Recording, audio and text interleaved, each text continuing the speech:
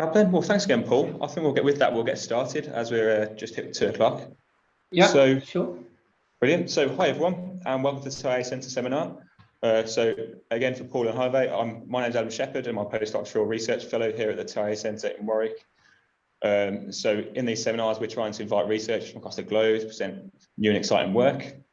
And today, I'd like to introduce Paul Tourniaire. So, Paul is a third-year PhD student at the Inner Eye Centre at the Côte d'Azur University, where he's a member of the Epion team. Prior to this, he graduated from the Superlec in Paris, with a French engineering degree in telecommunications. After an internship at Nokia Bell Labs, working on developing deep learning models for the physical layer, Paul joined the Inner Eye Centre at Sofia Antipolis to pursue a PhD on biomarker identification for lung cancer immunotherapy response prediction, under the supervision of Hervé Delineate and Nicolas Bayashi. During his work here, he has mainly focused on annotation-efficient methods for digital pathology, deep clustering algorithms, and survival analysis. So the title of Paul's talk today is MS-CLAM, and it's a proof of concept for mixed supervision in digital pathology. So Paul, thank you again for joining us here. It's great to have you here. And with that, yeah, I'd like to pass over to you and listen to your talk. Okay. Well, thank you very much, Adam, for the introduction. So, hello everyone. My name is Paul, and today I'm going to talk to you about MS-CLAM, which is the name of a method that we recently published in Medical Image Analysis. And the title of this presentation is slightly different from the one of the article. It will be a proof of concept for mixed supervision in digital pathology. So just before I start, even though Adam very nicely presented a short bio, I'd like to remind I'm a third-year PhD student at INRIA, and I'm a member of the Epion team, so a team focusing on digital medicine. The subject of my PhD is actually the discovery of immunotherapy-related biomarkers in lung cancer from pathology slides. And my work is funded by the French Interdisciplinary Institute for Artificial Intelligence, or 3IA, and I'm under the supervision of Hervé Delineate and Nicolas Bayashi. So here is a summary of my presentation. I'll start this presentation actually not directly on the model itself, but on the context. And the context is mixed supervision, and it's a rather exotic term, and it's not a very known supervision framework. So I'd like to talk a little bit more about it because it's rather interesting, and in particular for histopathology, it probably has its merits and its interests. So I'm rather interested in presenting this first, and then I will switch back to the model. So I will first start with CLAM, which is a rather famous model now for histopathology, because this is the model we based our framework on. And then I will go on with the MS-CLAM implementation, which derives from CLAM. And in the second part of the talk, I will talk about the experiments we conducted and discuss a little bit the results and the future directions before I conclude this presentation. So I guess these different parts can help make some very short breaks, and if you have questions during these moments, please do ask them. Okay, so let's start with mixed supervision, and let's break the ice before we start. I'll define the term. So the mixed supervision is actually the framework where you supervise your training with different kinds of labels at the same time and using the same model. And the original motivation for this kind of supervision comes from this paper, which is called MS-NET, so Mixed Supervision FCN for Full Resolution Segmentation. And the motivation was to improve the segmentation performance by leveraging multiple sources of labels on the same data. So here you can see chest X-rays. And the idea was to not only use the segmentation maps, which are the usual supervision level we use for segmentation, but also use landmark and bounding boxes, which are which correspond rather to detection tasks. And the purpose of this paper was to show that the segmentation performance actually improved when using several levels of supervision altogether. And one final remark I'd like to make, if that question comes to your mind, mixed supervision is different from semi-supervision in the sense that in semi-supervision you have annotated samples and unannotated samples, and in mixed supervision every sample is annotated. It's just that you're going to use different levels of annotations for these samples. So this is the nuance between the two.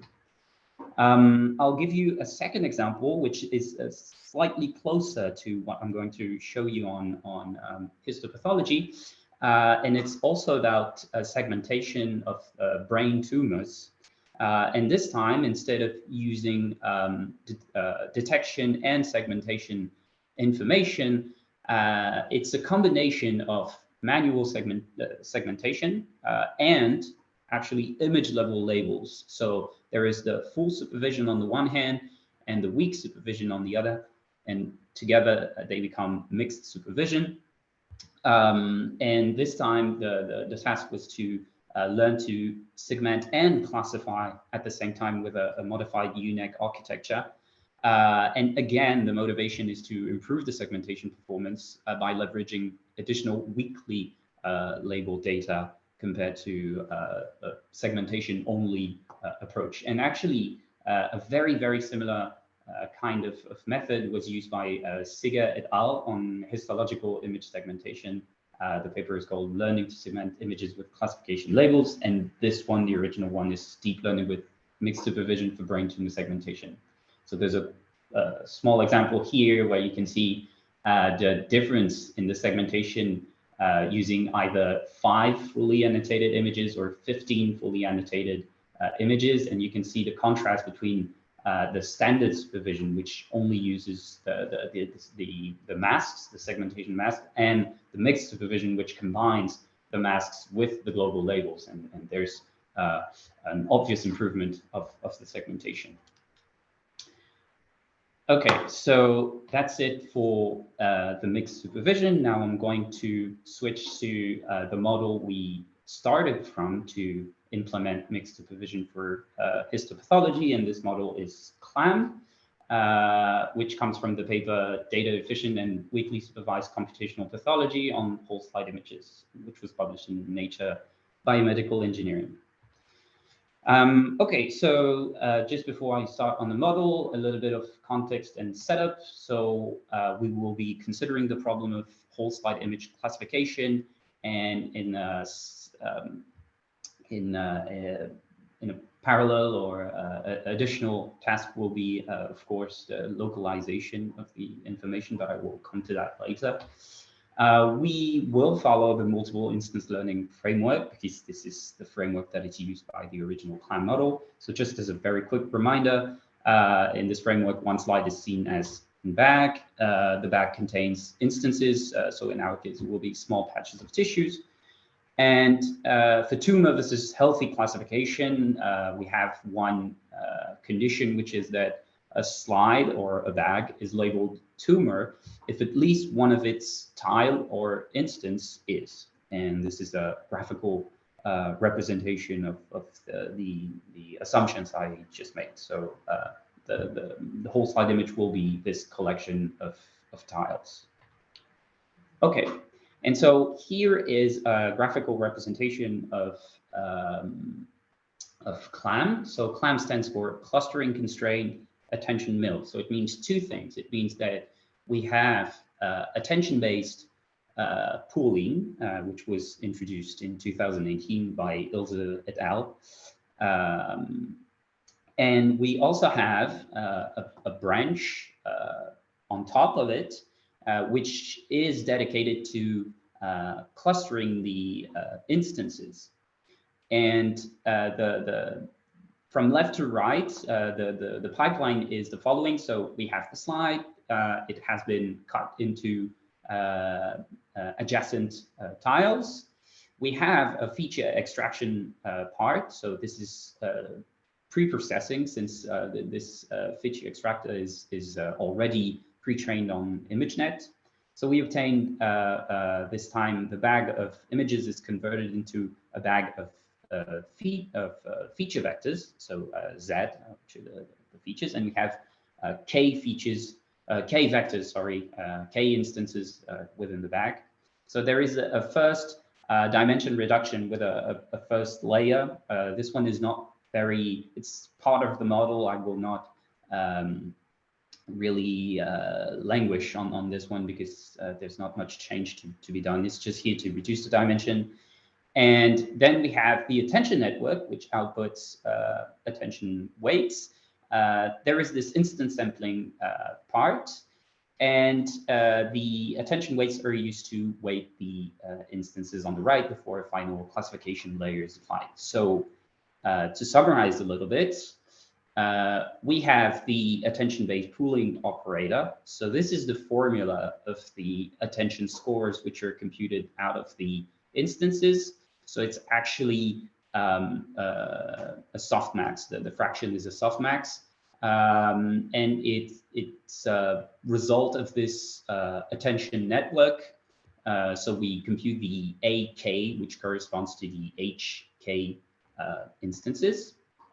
And concerning the instance sampling, so we actually leverage the attention scores to select the instances which will be sampled and classified by these instance classifiers. And we actually use the B highest attention scores and the B lowest attention scores, and assign a positive or a negative pseudo label to the instances. We don't know their true labels. And what they mean by positive or negative is that it corresponds to the label of the bag. So if it's a tumorous slide, then the B highest attention scores will correspond to tumorous tiles, and the B lowest will correspond to healthy tiles. So this is how the pseudo labeling procedure works. And they have two different instance classifier. Well, they actually call it clustering layers, one for each class. And in the case of tumor versus healthy classification, it boils down to either tumor or normal. So the instance classifier is using the pseudo labels, and the total loss function is actually a weighted sum of the slide loss, which is a standard cross entropy, and the patch loss, which can either be a standard cross entropy 2, or, as they use in the paper, something which is called an SVM loss. So it's a margin loss, and its purpose is to account for a certain amount of noise in the labels, since the pseudo labels are used and not the true labels of the instances. Okay, so now some quick remarks on the model. So CLAM has one advantage. It's that it's already performing slide and tile level classification simultaneously. And this is something we want because this is through this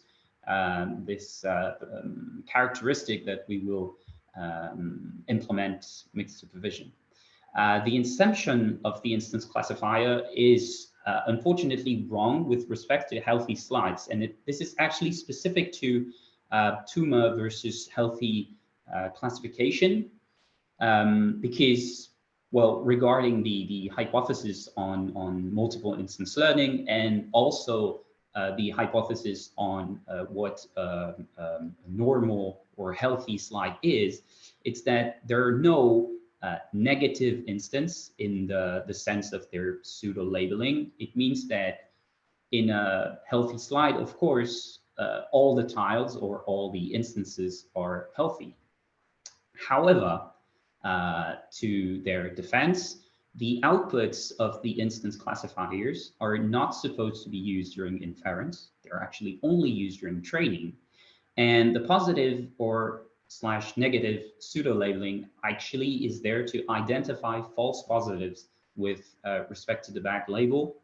And if you actually want to see a little bit more discussion on the topic, you can go to their GitHub page, and then they have some discussions with people who also made the same comments as these ones. And this is also why the network is called clustering constrained. It's because they do not actually claim that they're classifying, they claim that they're clustering. So there's a little bit of a difference there. On the other hand, there's no constraint applied on the distribution of the attention score. So it's the basic hypothesis. There's no difference with the original work. And one final thing is that B, the number of sample tiles for the pseudo labeling part, must stay low to avoid having too noisy labels. And of course, this will be something that we will try to work on. And yes, very quickly, yes? Sorry, Paul, I've just got a quick question online from Craig Miles. He's asked, can you just give a bit more information about what you mean by a pseudo label? So pseudo label, it's because in the context of CLAM, there is only the knowledge of the slide label. So the tiles which have an independent, well, not independent, but which have their own labels, these labels are unknown to the model.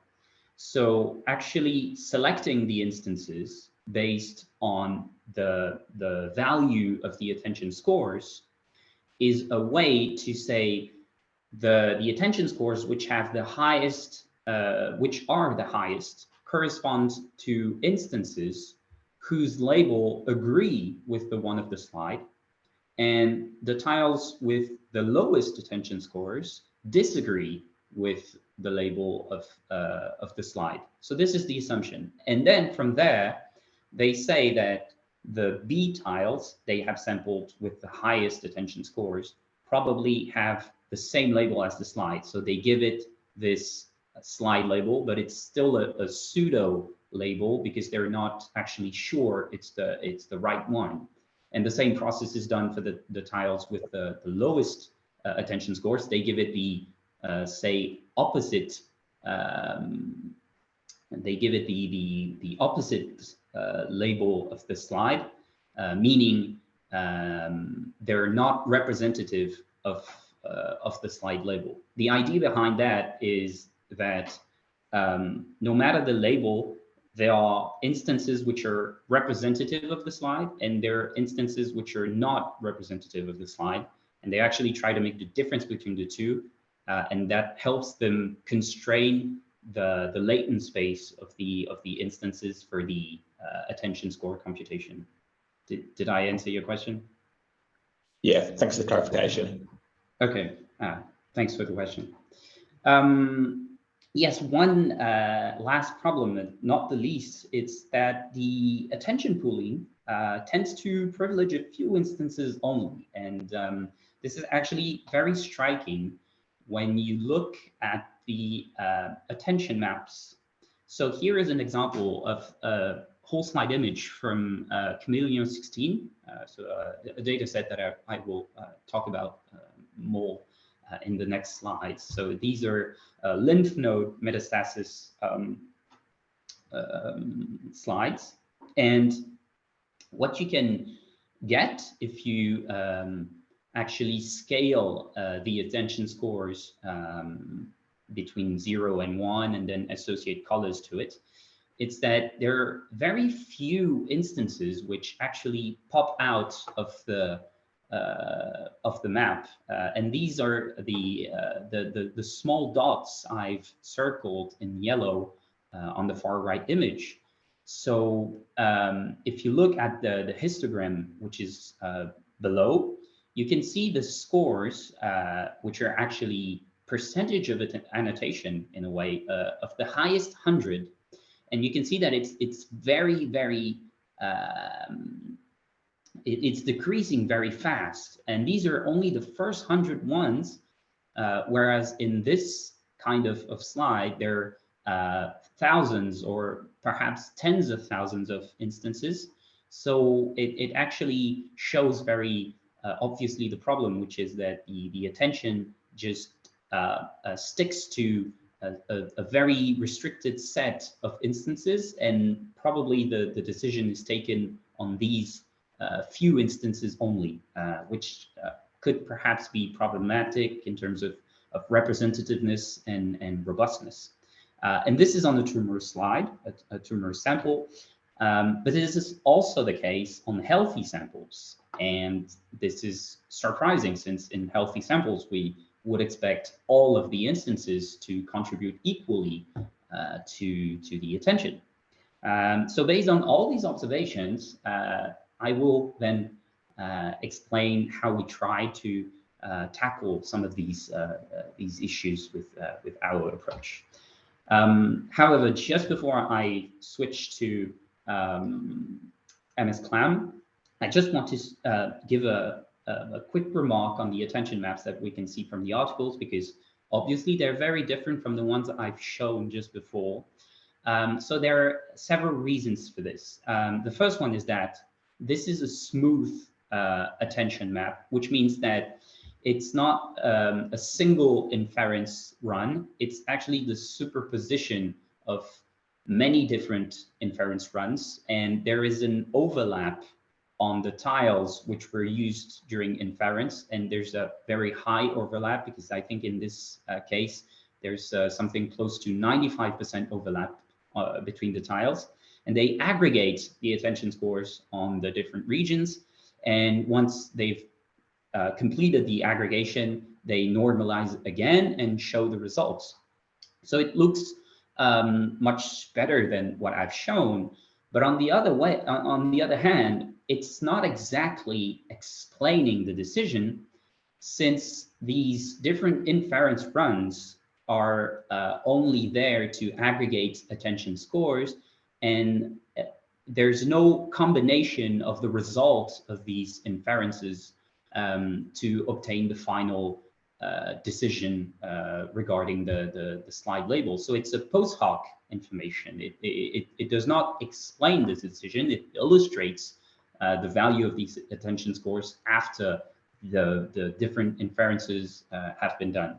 And we also don't know if from one inference run after the other, by moving the tiles, if the label of the slide changes, for instance. It's not said in the article. So this is a precision I wanted to add on this particular case. Okay, so now that I've presented CLAM, then I will obviously move to our implementation and our answers to the problems I try to show with MS-CLAM. So MS stands for mixedly supervised. So it's the adverbial form, I think, of mixed. And as you can see, the model doesn't really change, but there are two notable differences that you can probably spot. They're marked in orange and red. So going back to the computation of the attention scores. So here, I just put that we have an additional loss term, which is called LAP, for loss attention. And we will actually try this time to use the knowledge we have on either the healthy slides or the annotated tumor slides to enforce a specific attention distribution. So this is what you see on the right. And then on top, we will interfere with the pseudo labeling of the instances with the knowledge we have on the ground truth labels that is given by the mixed supervision on the tiles, and actually try to leverage this branch, which was originally only there to cluster the latent space, to actually yield it to obtain instance classification. So again, I'm pushing the model on the right, and I summarize the points. So there's nearly no design difference with CLAM. One of the main differences, though, on the instance part is that we're using a single instance classifier instead of one per class, because we're actually not doing this pseudo labeling approach, which is a class-specific binary classification. Now, this time we're actually considering the problem as a whole of tumor versus healthy classification. We use ground truth patch labels instead of pseudo labels whenever possible. So of course, when we don't have them, we resort back to the original strategy. We use the attention loss to enforce specific attention distribution. And we also introduced new paired tile batch scheme that I will detail later. And finally, we also have an additional something called the exponential weighted sampling strategy. And these two last parts are specifically designed in the context of mixed supervision. Okay, so let's start with the first contribution, which is the attention loss. So until now, it's true, I could have said it earlier, but the only condition we had on attention scores was that they sum to 1.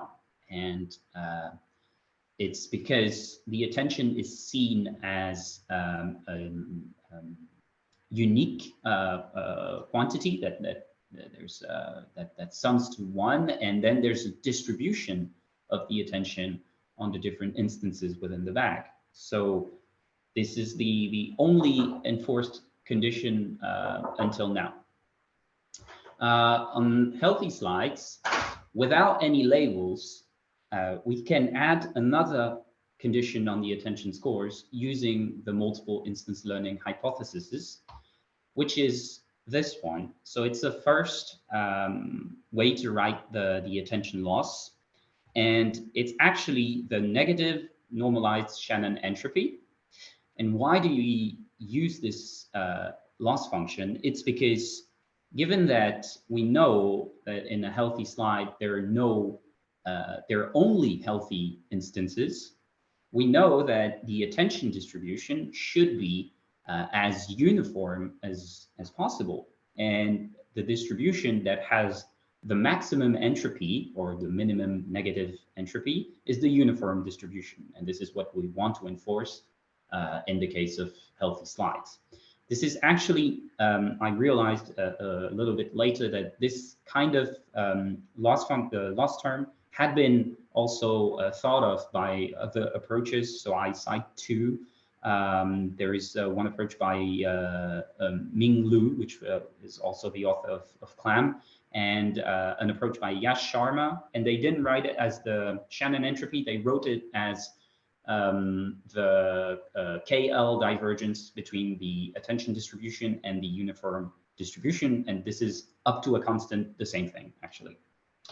However, we go a bit further than just this loss term on healthy slides. We want to have one on tumorous slides.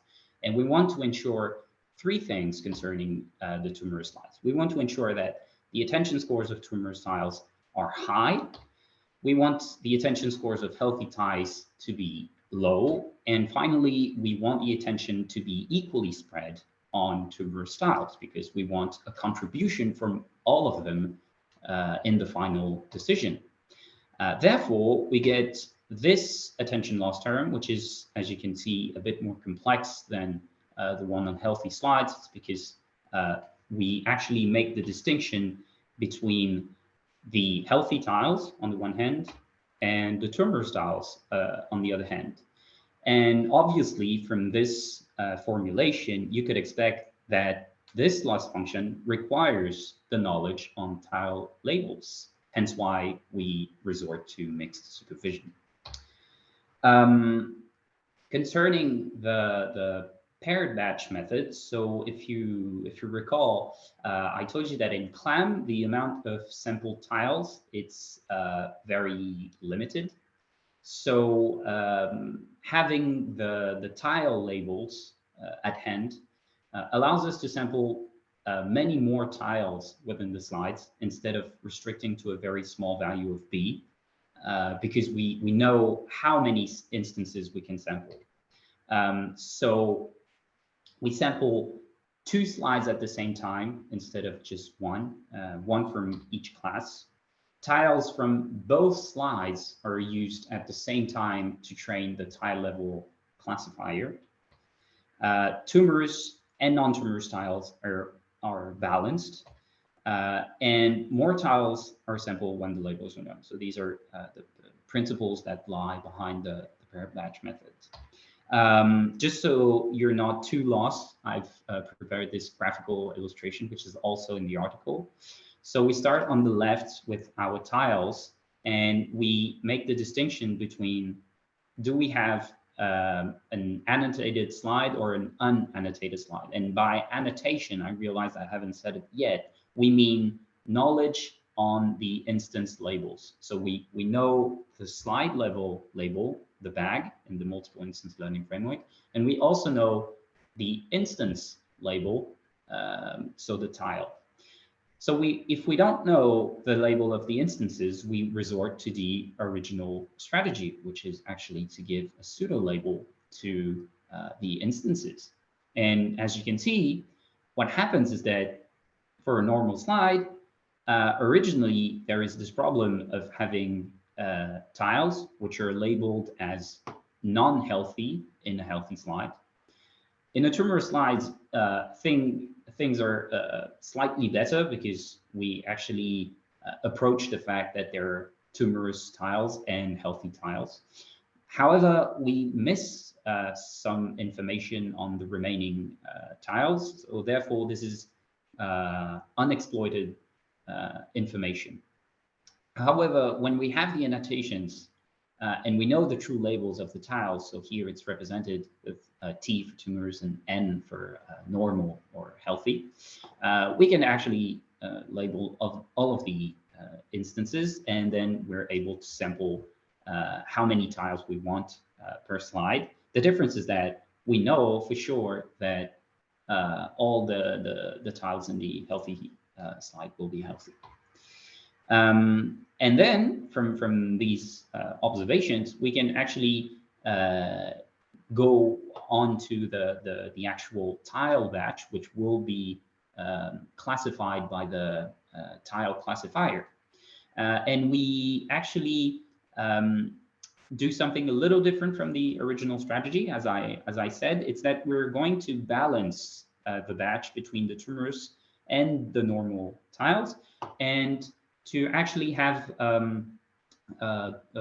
better representation of both classes. The tumorous tiles are both sampled in the tumorous tiles, are sampled in the tumorous slide, and then the healthy tiles or normal tiles are sampled partly in the tumorous slide and partly in the normal slide. So with the quantities here, as you can see, we stick to the B notation for the sampling of the tiles. In tumor slides, we take B tumorous tiles because this is the only place where we can sample these tumor. But we only take B over 2 healthy tiles. And in normal slide, to compensate, we take B over 2 healthy tiles.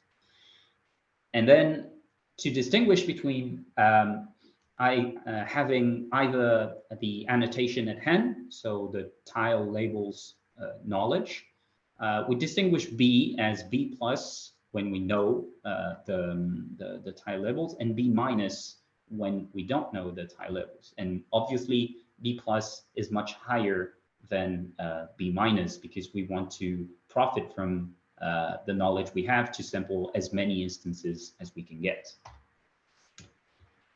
Okay, and the final part of the method, now that I've explained all this, is the exponential weighted sampling. So the motivation is actually to perform mixed supervision in a single training step and not having to resort to separate the training in. First, we're going to use the slides where we have the 2 levels of supervision, and then in a second time, we're going to use the slides where we only know the bag labels. And this is something we had done in first attempt at mixed supervision that we actually published in the COMPI workshop of Mikai, but we weren't really satisfied with the way it was implemented, and we really wanted the mixed supervision to happen at once. So we were actually inspired by PyTorch's weighted random sampler, which allows to put a higher weight on some samples that we want to see more often than the others.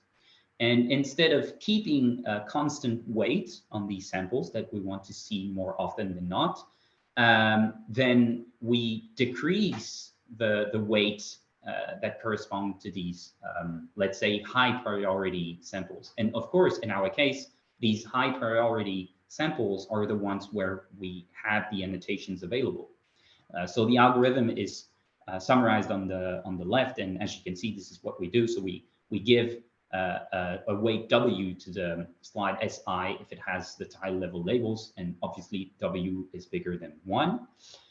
We normalize the weights to obtain probabilities, and then we sample the slide from the multinomial distribution using these probabilities, and then we actually multiply W by a decaying factor gamma. So the algorithm, if you take gamma equals to 1, it's actually the weighted random sampler from PyTorch, but we've adapted it to stick to what we wanted to have. And obviously, the probability distribution of the sampler goes from multinomial first towards uniform at the end. Okay, now that I've explained to you all of the principles behind the models and the differences, now we're going to go over the experiments. So obviously focusing on tumor classification and localization.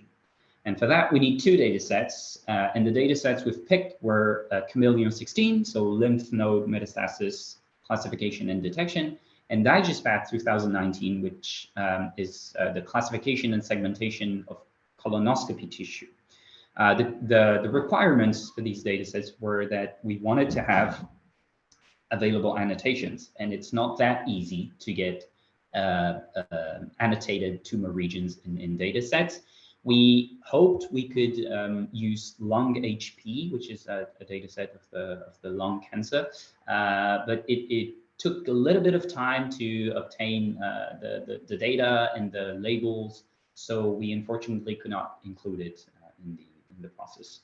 But just quickly, the difference between the two. So Chameleon 16 is, I'd say, a real histopathology data set because it contains actual slides. So 270 slides in the training set, of which 111 are tumorous, 129 in the test set, in which 49 are tumorous.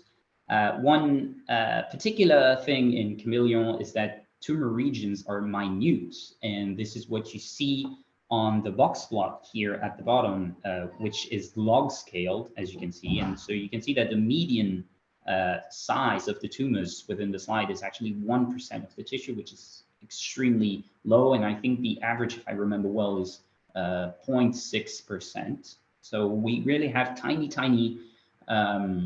tumor regions. And the annotations are exhaustive, so this is an important point.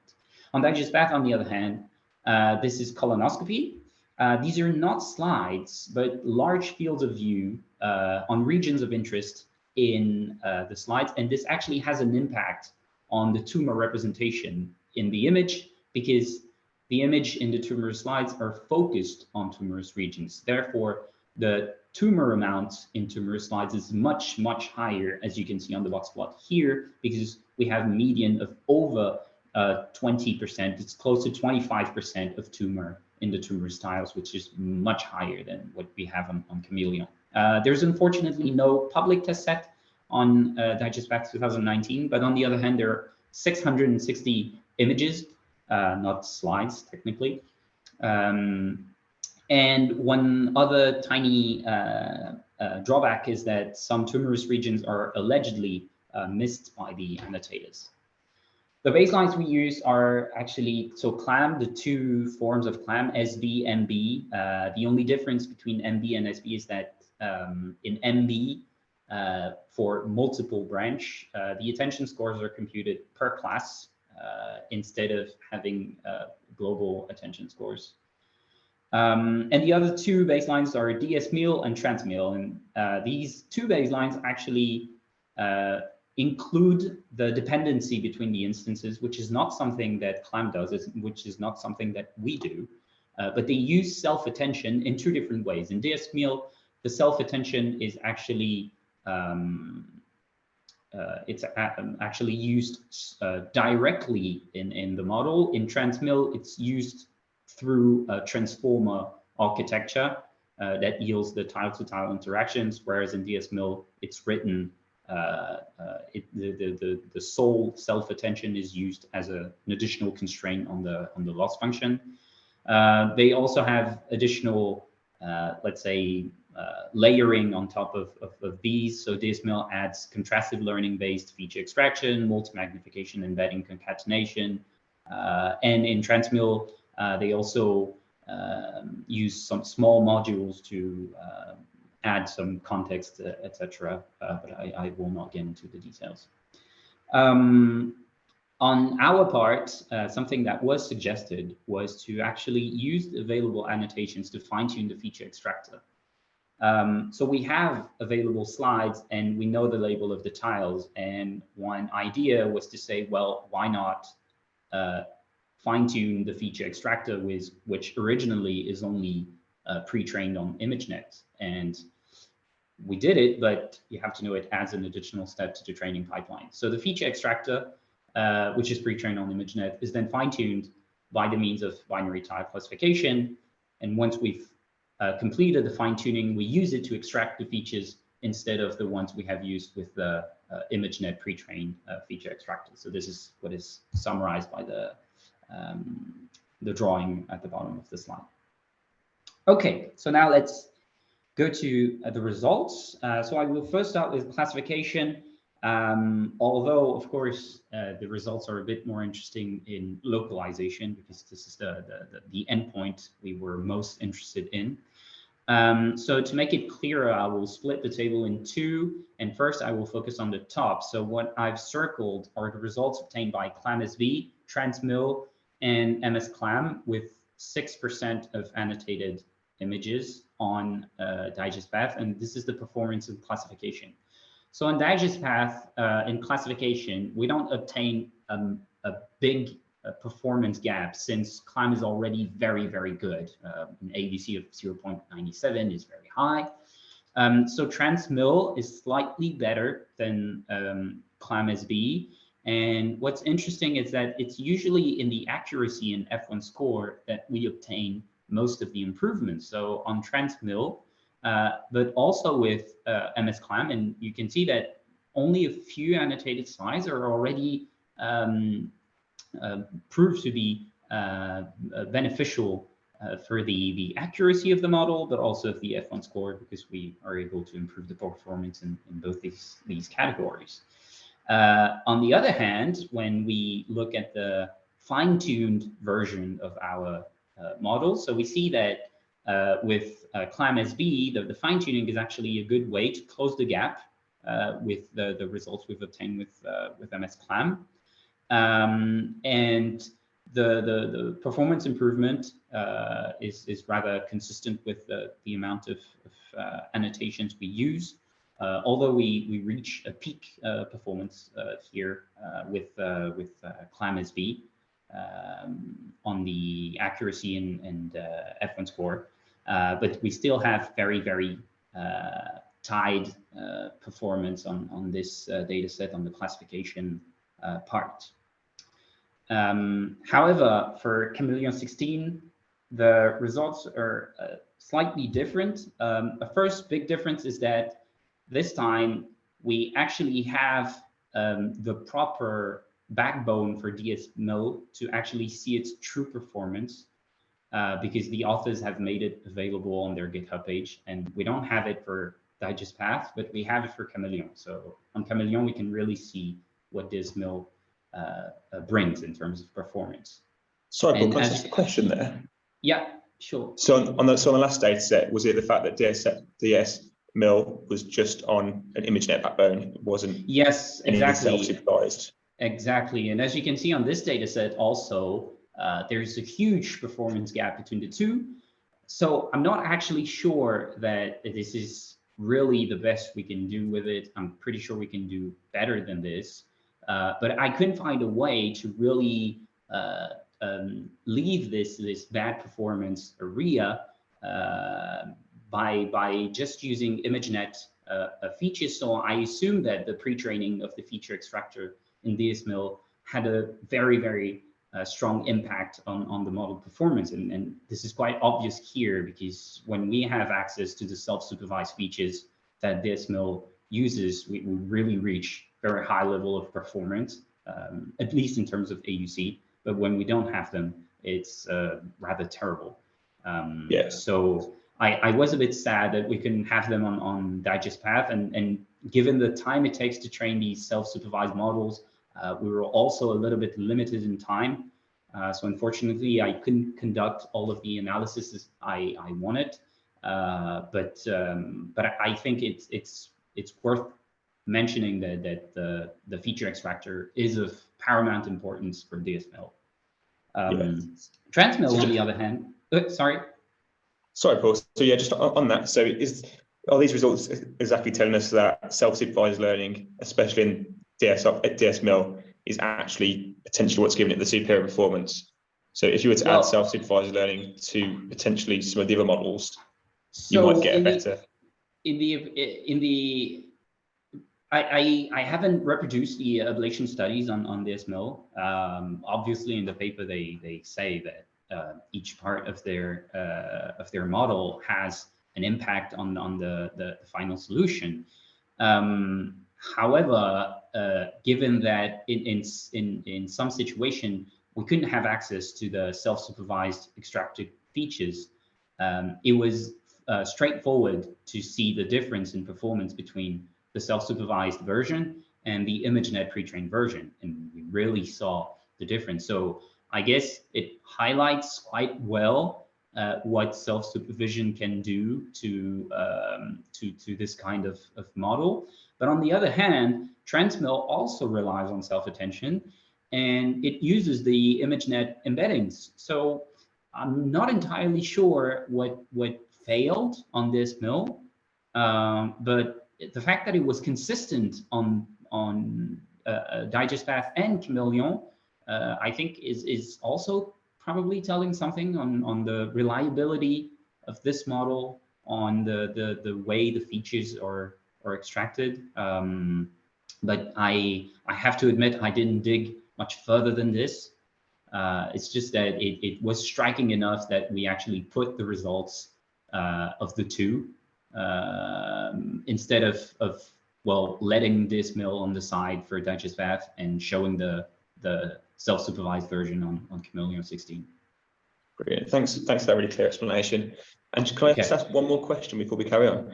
Yeah. I was just wondering what the sort of not the significance, but the rationale really was behind the different percentages of the annotations.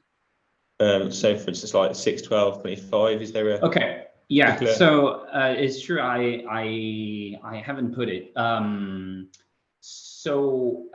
These percentages are actually, they correspond to the number of, the amount of slides we consider annotated in the training set for MS-CLAM. So in the weakly supervised setting, of course, no slide is considered to be annotated, which means we only know the slide level label. When we know this, the tile level label, which is what we need for mixed supervision, we wanted to see what was the impact of having even a small amount of slides with tile level labels, having in mind that a tile level label is costly because it requires someone to annotate the image. So we actually were interested in performance we could reach with a small amount of annotated slides, instead of having all the slides annotated, which is not very interesting in terms of requirements, of efforts, of annotations, burden, all of this. So what was driving our focus here was to say, well, what happens if we have a small number of slides which have annotations and that we use in combination with all of the other weakly annotated slides. So this is why I'm circling the one with 6%, because if you take the 6% of 111, I think, tumorous slides in the training set, then you get these 6 or 7 annotated slides. So you could say, well, if the effort is focused on only 6 or 7 slides, then perhaps it's bearable. And this is an effort you can ask from the pathologist. And then as the annotation burden becomes higher, then maybe it's not as interesting to use this kind of model. So here with 6%, although the AUC has not really jumped, we really have an improvement in both accuracy and F1 score. And this actually goes along with the focus we have put on enforcing an attention distribution to actually increase the contribution of the various instances within the slide. And as we can see, it has a positive impact and a significant impact with only a few annotated slides. So it's a good point towards maybe annotating a small set of samples and then injecting it to a larger unannotated set or weakly labeled set, I would say. And on Chameleon 16, so there is a consistent trend this time because, well, from the baseline CLAM, we go from a lower level of performance. So it's a bit more obvious to see the evolution. So DSMIL, we've mentioned it, it reaches a very high AUC. However, in terms of accuracy and F1 score, it's approximately at the same level as Transmil, for instance, which has a slightly lower AUC.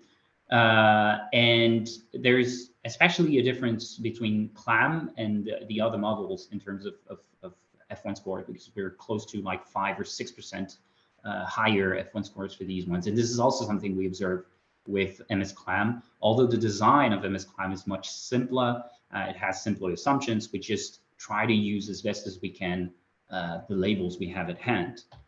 And when using self-supervision, the same kind of thing happens, is that CLAM-SV tends to make up for its let's say performance drop and compensates a little bit because it improves its performance. However, there's no since we also get this kind of improvement with MS-CLAM, there's no reason to say that the sole fine-tuning is necessary. On the other hand, the thing is that given that when we fine-tune the feature extractor, we reach approximately the same level of performance with CLAM and MS-CLAM, we have to wait for the localization results to actually see if the fine-tuning is something that is sufficient, or if actually the design we've put of MS-CLAM has a justification. So obviously, I'm showing to you the localization results. Again, the table is quite big, so I'm going to focus on first the die score, and then I will tell you a bit more about the specificity. I will start with Chameleon 16 because everything is straightforward and rather easy to interpret. So you have the results on die score of CLAM and CLAM-SV and CLAM-MV. So we actually use the instance clustering layers to classify the instances. And as you can see with MS-CLAM, we obtain much better classification results. I'll show you some examples after. So we do indeed have a very strong difference between CLAM and MS-CLAM in terms of localization. Unfortunately, there are no results for Transmill and DGIS-MIL because none of these models really have a dedicated way of classifying instances. So we cannot really compare them on this level. And it's still very, very important to be able to localize the information because it's a way to assess the reliability of the classification we've performed. So this is why we wanted to insist on having a good localization performance on top of a good classification performance. And this is mainly where our design choices are explained. And as you can see, with the augmentation of the annotation burden, the die-score improves. It actually plateaus at, well, let's say around 62%. And then you can see it drops when we increase the amount of supervision.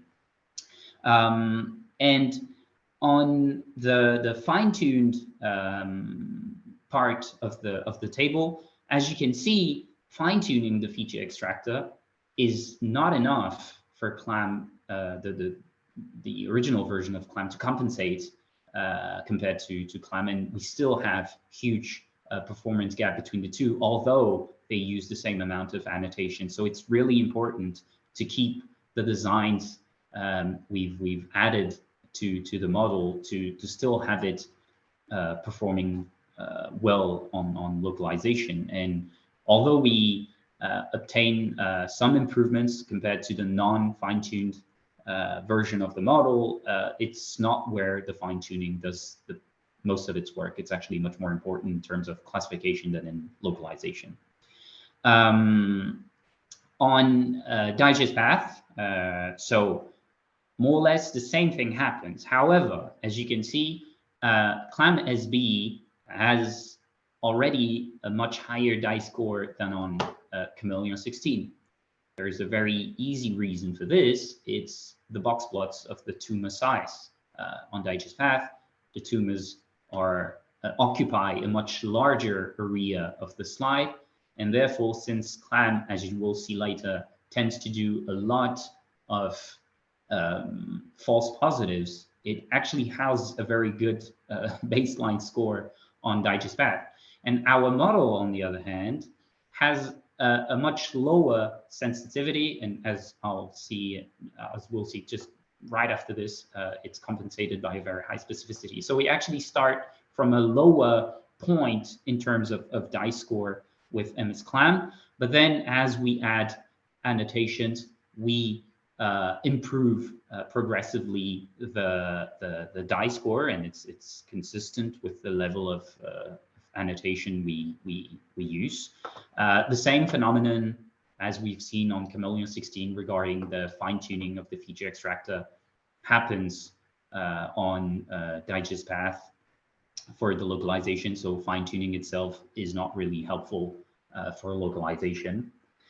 And then regarding the specificity column, so this is the second, and it's actually linked to what we've seen in results on the first column.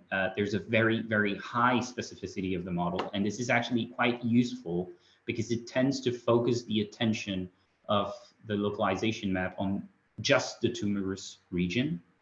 And the problem is that it also comes with a certain burden on the sensitivity of the model, hence why on digest path 2019, the die score starts at a lower percentage. And this is also why on Chameleon 16, there is this performance drop here when we add annotations, because the model is actually much more sensitive to tumorous instances, but its specificity, on the other hand, declines. So this is why, given the size of the images and the size of the tumor, we actually have this performance drop. But when we'll see the tumor masks later, you'll understand that actually this performance drop is not too concerning given that the localization of the tumors is still visually satisfactory. So I will then move on to the tumor masks so that everything becomes clearer, because I think just the tables are not very explanatory. So this is a tumor slide of DigestPath. And this is what you obtain with CLAM.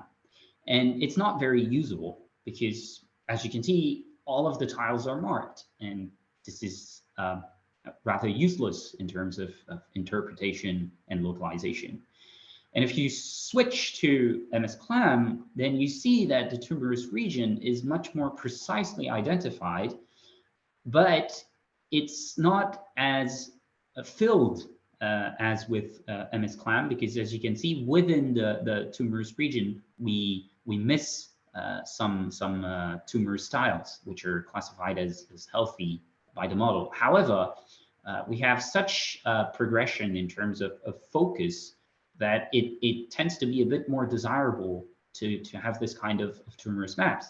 And when we add more annotated samples, as I've told you, the sensitivity of the model increases, and the tumorous region is much better described by the model, but it also brings some false positives in healthy regions that we didn't have when we used a lower level of annotation. And here in orange is it's a small tumorous region that is not annotated in the data set, but that's still relevantly picked up by the model.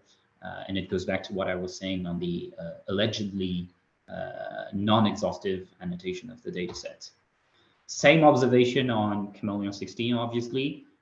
So CLAM-SB doesn't provide very reliable or useful localization maps, but it's also because it wasn't designed for this.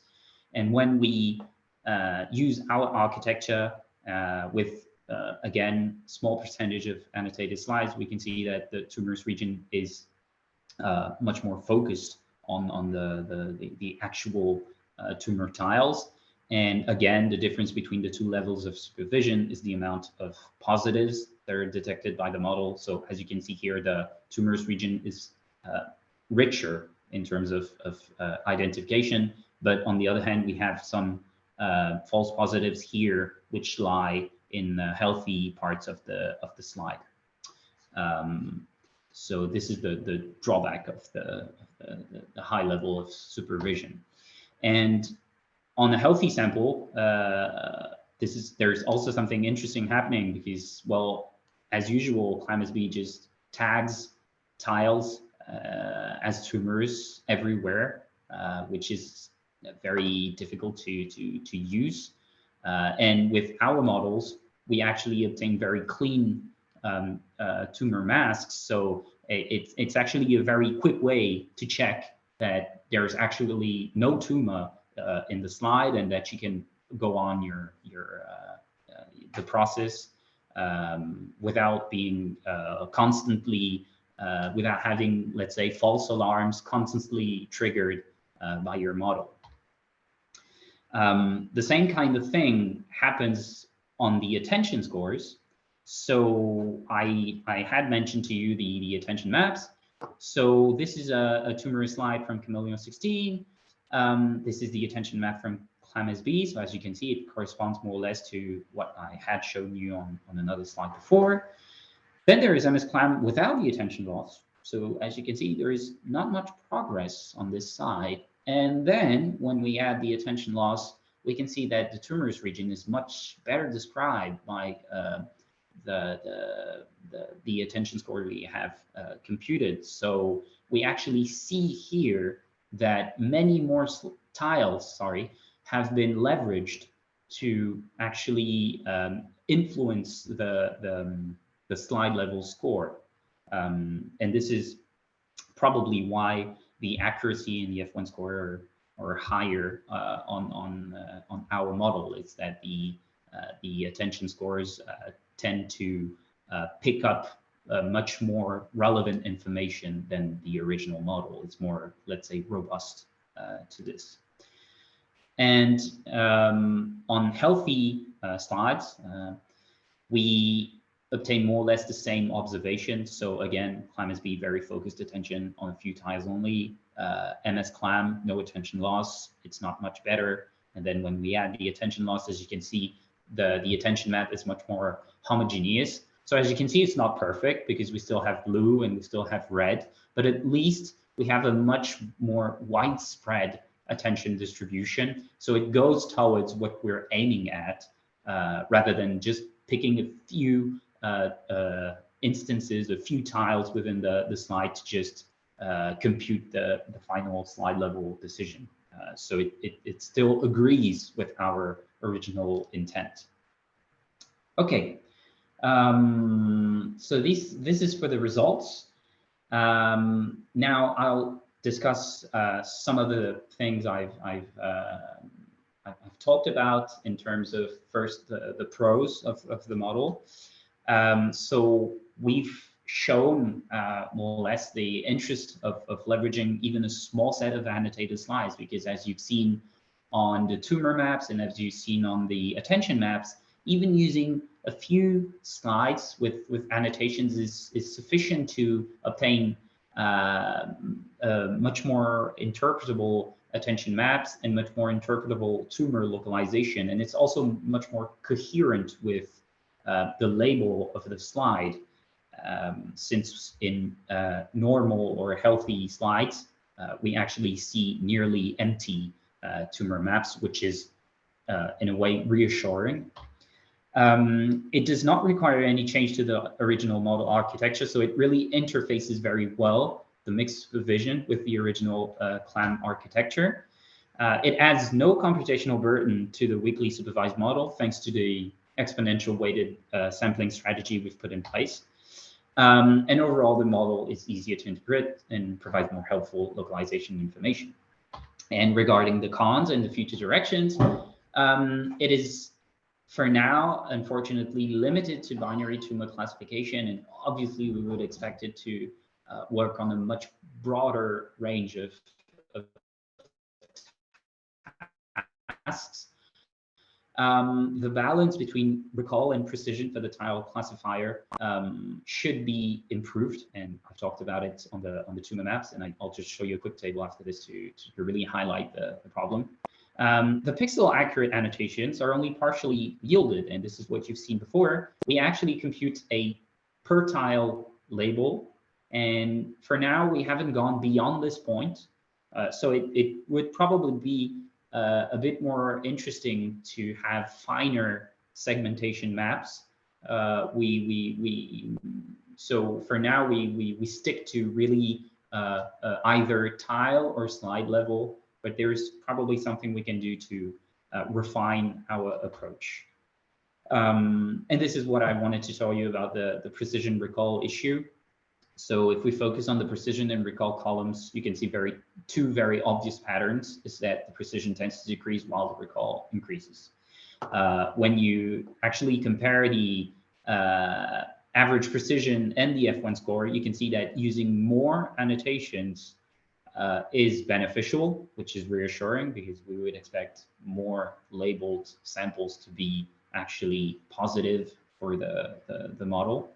However, there is this trade-off that is a bit bothering and that we would like to solve in the future. I have some thoughts if you want to discuss this after. So as a conclusion, I'll just recall the key points of the presentation I've made. So first, I'd like to highlight the mixed supervision again, that is the simultaneous use of multi-level labels, so slide level, tile level, pixel level, bounding box. You could imagine so many different combinations. For whole slide images, it allows to leverage all of the available information within a single framework. MS-CLAM is one such implementation of mixed supervision for tumor classification and localization in whole slide images. And we've seen that with a limited set of tile level labeled slide, it's possible to significantly improve the localization performance of the model. And of course, wider applicability of mixed supervision to digital pathology should be the next logical step. So that's it for me. Thank you for your attention, of course. And here is my contact if you want to send me a mail or ask me questions. Thank you. That's brilliant. Thank you very much, Paul, for a really interesting talk. And we wish you the best of luck for your future work. I think in the interest of time, we'll probably only take one question. If there's anyone online, feel free to put your hand up or to comment on the chat. And if not, I'll finish with a question from me. So my thoughts really were, so in terms of mixed supervision, how does it work in the cases where the area of interest are only very small? So obviously with tumours, they're generally going to have quite large areas, right?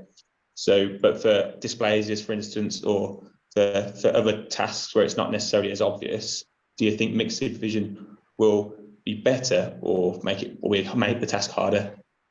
Well, so for the case where there are very small tumorous regions, I think it really is interesting, but it's not restricted to this use case, of course. But it sure is a good thing to have much more focused localization maps, because as I've shown with CLAM, unfortunately, we cannot really leverage a finer information than the slide level, and this is actually a tendency that I've seen appearing on the whole slide imaging recently, is that the recent works tend to focus both on classification and localization, but they also tend to now quantify the localization performance of their models, which was not the case before. It was very qualitative and not very quantitative. So this is also something we wanted to bring to the table. It's to say that although you can show qualitative aspects of localization of the model, it's not very clear as to how good the model is at localizing the information. And in that sense, mixed supervision is a way to constrain and focus the model on a specific region, which is something we're interested in, because this is a point of view that I've actually considered very late in the development of the method. It's to say, well, imagine you're a pathologist and you don't know anything about the slide you have in front of you, and the model just outputs this tumor map where all of the tiles are alarmingly tumorous. This is completely useless, because you really lose your time actually inspecting all of the tissue as you would have if you had no prior information on the slide. But if the model is accurate enough to focus on a small part of the image and actually picking up a small set of tiles which are actually suspicious, and that the pathologist can directly focus on this region right away, and that region label, let's say, corresponds to the label that was given to the slide, which is either tumorous or healthy. I think it's a way to gain some time on the process. And concerning the expansion of the method on other kinds of tasks, well, let's say more elaborate tasks than just tumor versus healthy classification, there is one task I have in mind all the time, which is the Gleason pattern, because the Gleason pattern is interesting for this kind of approach, because the tile level labels are not straightforward the ones of the slide, because the slide level label actually relies on a combination of Gleason patterns. So then there would need to have an additional layer in the model where we should be able to combine the labels of the tiles to obtain the label of the slide. And I think there's a much deeper level of cooperation between the slide level and the tile level in the case of the Gleason level, because there is this characterization of the patterns you're identifying and the combination of these patterns. So I think in this case, for instance, it's rather useful to have such kind of models. Brilliant. Well, thank you very much for that answer. And again, thank you very much for a really interesting talk. And Well, thank you for receiving me. and good luck with your submitting your thesis if you were today. Sorry. Yes. And no problem. and thanks again, Hervé, for joining us as well. Paul, supervisor, that is. So I just want to remind everyone online again that we've got our next TIA Centre meeting. We're joined by Professor Azaraza from New York. And this has been rescheduled for Monday, the 15th of May from 2 till 3:30 this time. And I hope to see you all there. But for now, thanks again, Paul. And goodbye, everyone online. Thank you very much. Thank you. Thanks, Paul. Thank you.